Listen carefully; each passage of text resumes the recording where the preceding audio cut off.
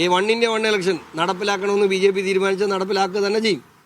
FCRA അതുപോലെ തന്നെയാണ്. പക്ഷേ അവിടെ ഒരു കൺസേൺ ഉണ്ട്. ആദ്യമേ ചെന്നപ്പോൾ തന്നെ സെൻട്രൽ ലീഡർഷിപ്പ് പറഞ്ഞാണ് ഇതൊരു മതനിയമമല്ല, രാജ്യസുരക്ഷയെ ബാധിക്കുന്ന ഒരു നിയമമാണ്. ആ രാജ്യസുരക്ഷയെ ബാധിക്കുന്ന ഒരു നിയമത്തിൽ ഇത്തരത്തിൽ ഒരു കൺസേണിൻ്റെ ആവശ്യമില്ല. എന്നാൽ കൺസേൺ ഉണ്ടോ അത് ഞങ്ങൾ കേൾക്കും. മാറ്റിവെച്ചില്ലേ? ഈ ജോർജ് ചേട്ടൻ ഇന്നലെ പറഞ്ഞു ചില മെത്രാന്മാരുടെ നിലപാടുകൾ കോൺഗ്രസ്സുകാരെ പോലെയാണെന്ന് പറഞ്ഞു. അതിനോട് യോജിക്കുന്നുണ്ട് വിമർശനമെന്ന്. അതോടൊപ്പം തന്നെ ഒരു കാര്യം കൂടി, ഈ റിസൾട്ട് അല്ലെങ്കിൽ തെരഞ്ഞെടുപ്പ് കഴിഞ്ഞ തൊട്ട് പിന്നാലെയാണ് ഈ വിമർശനം. വിചാരിച്ച പോലെ സഭാകൂട്ട ഒരു പിന്തുണ കിട്ടാത്തതുകൊണ്ടാണ് ഇത്തരത്തിലുള്ള വിമർശനങ്ങൾ വരുന്നത്. അങ്ങനെ ഒരു ചർച്ച കൂടി ഇപ്പോൾ നടക്കുന്നുണ്ട്. ഇന്നലെ ഞാനത് വിചാരിച്ചു. ഇപ്പോൾ ഷോൺ ജോർജ് പാലായിൽ വോട്ടൊന്നും കിട്ടാത്തതുകൊണ്ട് തോക്കുന്നതിന് മുൻകൂർ ജാമ്യം എടുക്കുന്നതാണ് എന്നത് കയ്യിലിരുന്നാൽ മതി. ഷോൺ ജോർജിന് പാലായിൽ ക്രൈസ്തവ പിന്തുണ നന്നായി കിട്ടി. ആ വോട്ടുകൾ നിങ്ങൾക്ക് വോട്ടെണ്ണുമ്പോൾ മനസ്സിലാവും. മാത്രമല്ല വളരെ നിഷ്പക്ഷമായി, ഞാൻ സത്യസന്ധമായി പറയുന്നു, വളരെ നിഷ്പക്ഷമായ നിലപാടാണ് പാലാ രൂപത. 3 സ്ഥാനാർത്ഥിമാരും പാലാ രൂപതക്കാരാണ്. ഞാനും അതെ, മാണിസികാപ്പനും അതെ, ജോസ് കെ മാണി അതെ. 3 പേരോടും കൃത്യമായ സമദൂരം എന്താണെന്ന് പാലാ രൂപത കണ്ടുപിടിക്കണം. അല്ല, അത് എനിക്കറിയില്ല. കാരണം അദ്ദേഹത്തിന് എന്തുകൊണ്ടാണ് ആ ഫീലിംഗ് ഉണ്ടായത്? ഇനി അങ്ങനെ ഒരു സംഭവം അവിടെ ഉണ്ടായോ, അതോ അദ്ദേഹത്തെ ആരെങ്കിലും തെറ്റിദ്ധരിപ്പിച്ചാണോ? ഇതിനെക്കുറിച്ചൊക്കെ ഞാൻ പഠിച്ചിട്ട് പറയാം എന്താണ് സാഹചര്യം. അത് അദ്ദേഹത്തെ തെറ്റിദ്ധരിപ്പിച്ചതാണെങ്കിൽ തീർച്ചയായിട്ടും അതിന് പരിഹാരം ചെയ്യും. നേരെ മറിച്ച് അദ്ദേഹം പറയുന്നത് ശരിയാണെങ്കിൽ അതും സഭയെ അറിയിക്കും. പക്ഷേ ഒരു കാര്യം, ഇതിനകത്ത് പറയേണ്ട രീതി ഒരു ഇല്ലേ, നമ്മൾ ഒരാളോട് ഏത് രീതിയിൽ അത് നമ്മൾ നിങ്ങൾ വിഷയവുമായി ബന്ധപ്പെട്ട് ദീപിക്കെതിരെ പറയേണ്ട രീതി പറഞ്ഞു. പക്ഷെ PC ജോർജിന്റെ ഭാഗത്തുനിന്ന് എന്താ അങ്ങനെ ഒരു ഇതില്ലാത്തത്? അത് അദ്ദേഹത്തിന്റെ ശൈലിയാന്ന് പറയുന്നത് വിടുന്നത് ശരിയാണ്? ചേട്ടൻ എൻ്റെ കൂടെ വാ, കൊന്നിട്ട് കുറച്ചു നേരം അവിടെ ഇരുന്ന് ശൈലി ഒന്ന് പുള്ളിക്ക് പഠിപ്പിച്ചു കൊടുക്കുക. അല്ല ഞാനെന്ത് പറയാനാണ്? അപ്പോൾ അദ്ദേഹത്തിൻ്റെ ശൈലി അങ്ങനെയാണെന്ന് ചേട്ടൻ ഇപ്പോഴാണോ മനസ്സിലായത്? അദ്ദേഹം ഇപ്പോഴാണ് ഔട്ട് സ്പോക്കൺ എന്ന് ഓപ്പണായിട്ട് പറയുന്നൊരു മനുഷ്യന് വേറെ കേരളത്തിലാണ്. അദ്ദേഹത്തിൻ്റെ ശൈലി അതാണ്. പോളിഷ് ചെയ്ത് വർത്തമാനം പറയാൻ PC ജോർജിന് അറിയില്ല. അത് അദ്ദേഹം അങ്ങനെ പറഞ്ഞുകൊണ്ടേയിരിക്കും. അത് ഇനിയും പറയും. പിന്നെ ഇന്നും നിങ്ങൾ ചെന്നോ ഇതിനൊക്കെ കൂടുതൽ പറയും അദ്ദേഹം. പക്ഷേ അത് ഒരു പച്ചയായ മനുഷ്യൻ്റെ വികാരങ്ങളാണ്. സ്വാഭാവികമായിട്ടും അദ്ദേഹത്തിൻ്റെ വികാരം, എന്തുകൊണ്ട് അദ്ദേഹത്തിന് അത്തരം വികാരങ്ങൾ ഉണ്ടാകുന്നു, അത് നമ്മളൊന്ന് പഠിക്കണം. ഇത്രയും ഓപ്പണായിട്ട് ആരുമില്ലാതെ സഭയുടെ കൂടെ നിൽക്കുമ്പോഴും ഓപ്പണായിട്ട് സഭയ്ക്ക് വേണ്ടി, ഇപ്പോഴല്ല, ഈ ദീപികയ്ക്ക് വേണ്ടി PC ജോർജിൻ്റെ യുദ്ധം തുടങ്ങിയത് ഫാരിസ് അബൂബക്കറിൻ്റെ കാലത്താണ്. ഫാരിസ് അബൂബക്കർ ദീപികയെ ഹൈജാക്ക് ചെയ്തുകൊണ്ട് പോയപ്പോൾ അതിനെതിരെ പ്രക്ഷോഭം നടത്തി സഭയും കൊണ്ട് ആ പത്രം തിരിച്ചു വാങ്ങിപ്പിച്ച് PC ജോർജാണ്. ചരിത്രം ഒന്ന് നോക്കണം. അപ്പം അങ്ങനെ സഭയ്ക്ക് വേണ്ടി നിലകൊണ്ടെടുത്ത് ഇവിടെ ഫ്രാങ്കോ പിതാവിൻ്റെ വിഷയമുണ്ടായി. എല്ലാവരും കല്ലെറിഞ്ഞില്ലേ? എന്നിട്ട് എന്തായി? ആ പിതാവ് പുറത്തു വന്നോ? അയാൾ നിരപരാധിയാണെന്ന് കണ്ട് അദ്ദേഹത്തെ കോടതി വെറുതെ വിട്ടോ? PC ജോർജ് മാത്രമേ ഉണ്ടായിരുന്നുള്ളൂ. മൂലമ്പം വിഷയം ഉണ്ടായി, ഞങ്ങളെ ഉണ്ടായിരുന്നുള്ളൂ. ഛത്തീസ്ഗഡ് വിഷയം ഉണ്ടായി, ഞങ്ങളെ ഉണ്ടായിരുന്നുള്ളൂ. പള്ളുരുത്തി ഹിജാബ് പ്രശ്നത്തിന് സ്കൂൾ അടപ്പിക്കാൻ പോയി, ഇവരാരെങ്കിലും ഉണ്ടായിരുന്നു? ഞങ്ങളെ ഉണ്ടായിരുന്നുള്ളൂ.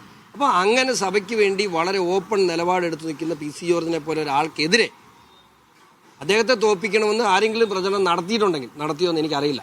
സീരിയസ്ലി ഞാൻ പറഞ്ഞു, നടത്തിയിട്ടുണ്ടെങ്കിൽ അത് വലിയ തെറ്റാണ്, ഒരു പാതകമാണ്. കാരണം സഭയ്ക്ക് വേണ്ടി നിലകൊള്ളുന്ന ഒരു മനുഷ്യൻ, സഭയ്ക്ക് ഊണിലും ഉറക്കത്തിലും സഭയ്ക്ക് വേണ്ടി നിലകൊള്ളുന്ന ഒരു പച്ചയായ മനുഷ്യനാണ് PC ജോർജ്.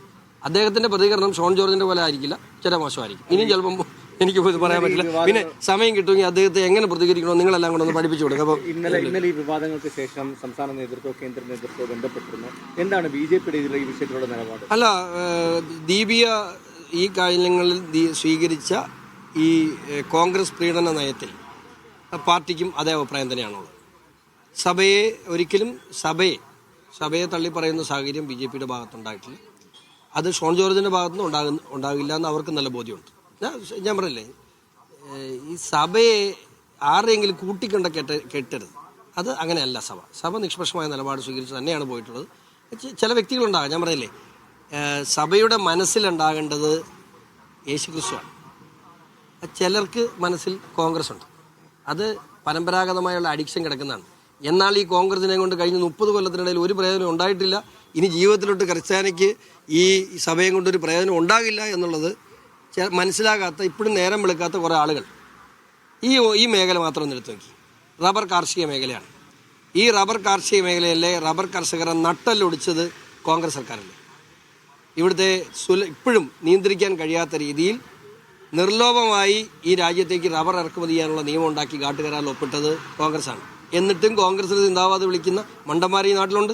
കോൺഗ്രസിന് മാത്രമാണോ ഈ നിക്ഷേപമുള്ളത്? പിണറായിക്ക് ഞാനൊരു കാര്യം ചോദിക്കട്ടെ, വലിയ റബ്ബർ കർഷക ആളെന്ന് പറഞ്ഞു. Royal marketing company Jose K Mani ഒഫീഷ്യലായിട്ട് 2016 19 നോമിനേഷനിൽ പറഞ്ഞിട്ടുള്ള സാധനമാണ് റോയൽ മാർക്കറ്റിംഗ് കമ്പനി. അസംസ്കൃത റബ്ബർ, അതായത് റബ്ബർ ഷീറ്റിന് പകരമുള്ള റബ്ബർ ഇറക്കുമതി ചെയ്യുന്ന കമ്പനിയുടെ പാർട്ട്ണറാണ് ജോസ് കെ മാണി. അയാളാണ് കർഷക സേവനം പറയുന്നത്. ഇതൊന്നും മനുഷ്യന് മനസ്സിലാകണ്ടേ? റോയൽ മാർക്കറ്റിംഗ് കമ്പനിയുടെ ഷെയർ ഹോൾഡർ ആയിരുന്നു 2016. ഇപ്പോൾ അല്ലെന്ന് തോന്നുന്നു, ഞാനത് അന്ന് ആരോപണം ഉന്നയിച്ച മുകളിൽ മാറിയെന്ന് തോന്നുന്നു.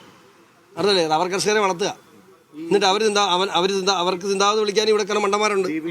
സഭയുടെ ആശങ്കകളും അല്ലെങ്കിൽ സഭയുടെ കാര്യങ്ങളും കേന്ദ്ര നേതൃത്വത്തെ അറിയിക്കാൻ സഭാ നേതൃത്വത്തിന് തന്നെ ആർജവമുണ്ട്. നേരെ മറിച്ച് PC ജോർജ്, ഷോൺ ജോർജ് മുഖേന അങ്ങനൊരു പാതയിലൂടെ കാര്യമില്ലാന്നാണ് സഭാ നേതാക്കൾ ആരാ പറഞ്ഞത്? CBSE എന്നെ നേരിട്ട് ഈ കൺസേൺ അറിയിച്ചിട്ടുണ്ട്. പിന്നെ എന്നെ എന്തിനാ അറിയിക്കുന്നത്? ഞാൻ എന്തുകൊണ്ടാണ് അറിയിക്കുന്നത്?